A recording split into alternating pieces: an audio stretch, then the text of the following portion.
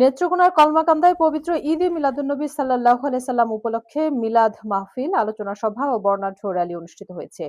বুধবার ২৬ আগস্ট বেলা 11:30টায় উপজেলা জেলা পরিষদ অডিটোরিয়াম কাম মাল্টিপারপাস হলরুমে আহলে সুন্নাত ওয়াল জামায়াত কলমাকান্দা উপজেলা শাখার উদ্যোগে এই আয়োজন করা হয়।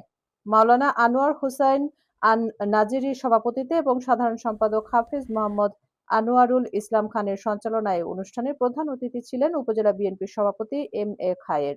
প্রধান আলোচক ছিলেন বাংলা টিভি ও যমুনা টিভির ধর্মীয় আলোচক মুফতি খাজা ওসমান হারুনী। আলোচনায় মহানবী হযরত মুহাম্মদ সাল্লাল্লাহু আলাইহি সাল্লামের জীবন, আদর্শ ও ঈদে মিলাদুন্নবীর তাৎপর্য তুলে ধরেন বক্তারা।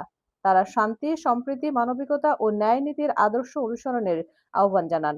পরে ঈদে মিলাদুন্নবী সাল্লাল্লাহু আলাইহি সাল্লাম উপলক্ষে একটি বর্ণাঢ্য র্যালি বের করা হয়।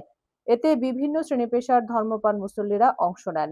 র্যালিটি উপজেলার বিভিন্ন সড়ক প্রদক্ষিণ করে শেষ হয়।